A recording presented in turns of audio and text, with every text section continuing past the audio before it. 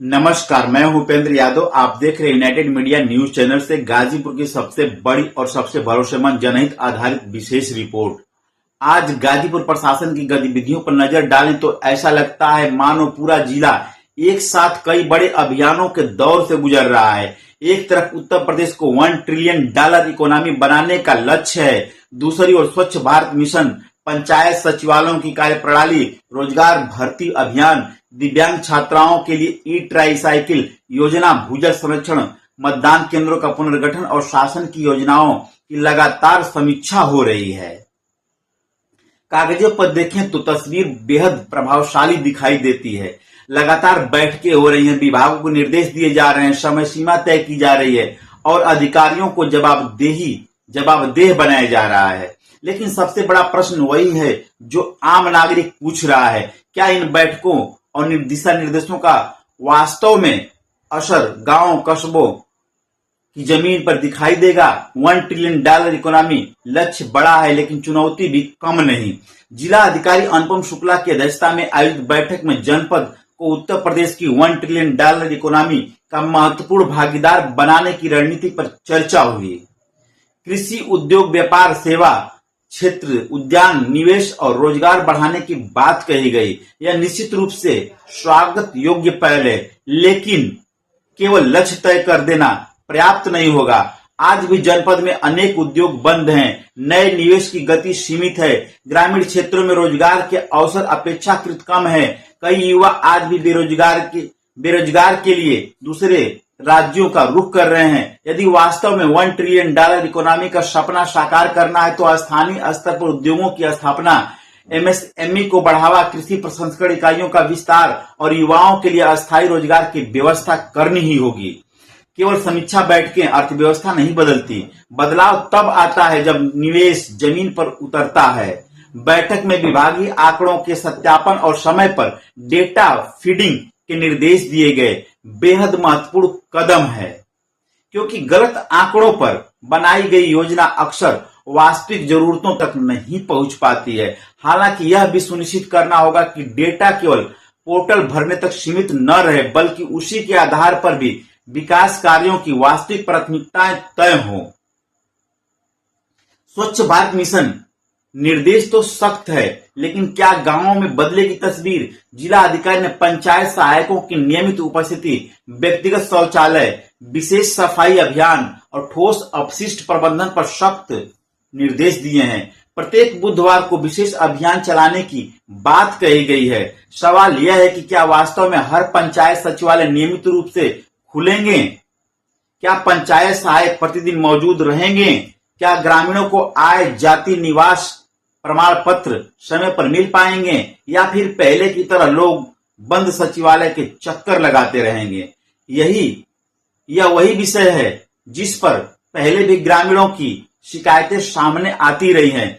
इस दिशा में बार बार निर्देश ईमानदारी से पालन नहीं हो पाता है तो निश्चित रूप से ग्रामीण व्यवस्था में सुधार देखने को नहीं मिल पाएगा। रिसोर्स रिकवरी सेंटर और कचरा प्रबंधन, कबाड़ी व्यवसायियों से रिसोर्स रिकवरी सेंटर जोड़ने का निर्णय व्यवहारिक माना जा सकता है।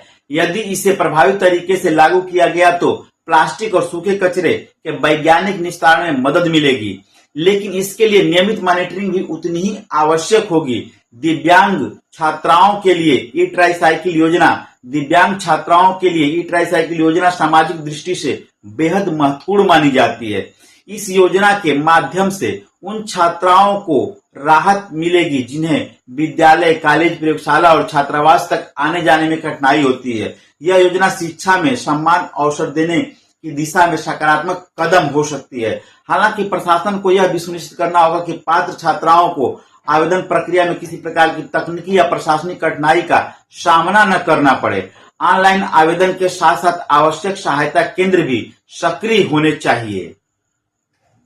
रोजगार भर्ती शिविर में सुरक्षा सैनिक, सुपरवाइजर और ऑफिसर ग्रेड भर्ती में 275 युवाओं ने भाग लिया और 120 अभ्यर्थियों का चयन हुआ। यह एक सकारात्मक संकेत माना जा सकता है, लेकिन दूसरी ओर यह भी स्पष्ट करता है कि रोजगार की तलाश में युवाओं की संख्या कहीं अधिक है। यदि केवल एक भर्ती शिविर में सैकड़ों युवा पहुंच रहे हैं तो यह स्थानीय रोजगार की आवश्यकता को भी दर्शाता है। प्रशिक्षण के बाद चयनित युवाओं को रोजगार मिलना निश्चित रूप से अच्छी खबर है, लेकिन दीर्घकालिक समाधान स्थानीय उद्योगों के विस्तार से ही संभव हो पाएगा।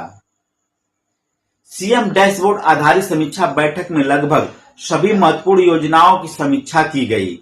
परिवार आईडी, आवास योजना, जल जीवन मिशन, सड़क निर्माण, पर्यटन, गो संरक्षण, समाज कल्याण, श्रम, कुसुम योजना सहित अनेक विषयों पर अधिकारियों को समयबद्ध कार्य करने के लिए निर्देश दिए गए। ऐसी समीक्षा बैठकों का उद्देश्य योजनाओं को गति बढ़ाना होता है, लेकिन जनता की नजर परिणामों पर रहती है। भूजल सप्ताह के दौरान वृक्षारोपण और वर्षा जल संचयन पर जागरूकता कार्यक्रम आयोजित किया गया। यह पहल भविष्य की जल सुरक्षा के लिए महत्वपूर्ण माना जा रहा है। यदि हर ग्राम पंचायत स्तर पर वर्षा जल संचय को अभियान का रूप दे दिया जाए तो आने वाले वर्षों में भूजल संकट काफी हद तक कम किया जा सकता है। मतदान केंद्रों का पुनर्गठन के विषय में थोड़ा सा हम बात कर लेते हैं। जिले में मतदान केंद्रों के पुनर्गठन के बाद अब कुल 3,335 बूथ प्रस्तावित किए गए हैं। 41 जर्जर भवनों से बूथ स्थानांतरित किए गए हैं। सभी मतदान केंद्र भूतल पर बनाए जाने और दिव्यांग एवं बुजुर्ग मतदाताओं के लिए सुविधा सुनिश्चित करने का निर्णय लोकतांत्रिक प्रक्रिया को अधिक सुगम बनाने की दिशा में महत्वपूर्ण कदम माना जा सकता है। यदि वास्तव में रैंप, पेयजल, बिजली व्यवस्था, शौचालय और छाया जैसी सुविधा उपलब्ध कराई जाती है तो मतदान प्रतिशत बढ़ने में भी मदद मिल सकती है। सबसे बड़ा सवाल, आज की पूरी तस्वीर पर यदि निष्पक्ष नजर डालें तो साफ दिखाई देता है कि प्रशासन सक्रिय है। लगातार बैठकें हो रही हैं, अधिकारियों को निर्देश मिल रहे हैं, नई योजनाएं लागू हो रही हैं। केवल जनता का मूल्यांकन बैठकों से नहीं, परिणामों से होता है। यदि पंचायत सचिवालय नियमित खुले, यदि युवाओं को रोजगार मिले, यदि दिव्यांग छात्राओं तक योजना पहुंचे, यदि गांव स्वच्छ हो, यदि निवेश आए, यदि उद्योग लगे, यदि किसानों की आय बढ़े, यदि योजनाओं का लाभ समय पर मिले, तभी $1 ट्रिलियन इकोनॉमी जैसे बड़े लक्ष्य का वास्तविक अर्थ आम नागरिक महसूस कर पाएगा। अन्यथा फाइलों में उपलब्धियां और धरातल की वास्तविकता अलग अलग दिखाई देती रहेंगी। गाजीपुर इस समय प्रशासनिक गतिविधियों के लिहाज से अत्यंत सक्रिय दिखाई दे रहा है।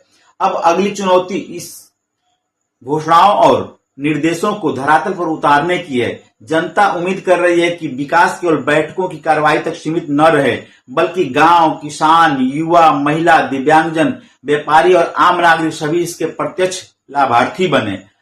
हम आगे भी इन योजनाओं के क्रियान्वयन पर लगातार नजर बनाए रखेंगे और आपको बताएंगे कि सरकारी दावे और जमीनी हकीकत में कितना अंतर होता है। नमस्कार, मैं उपेंद्र यादव।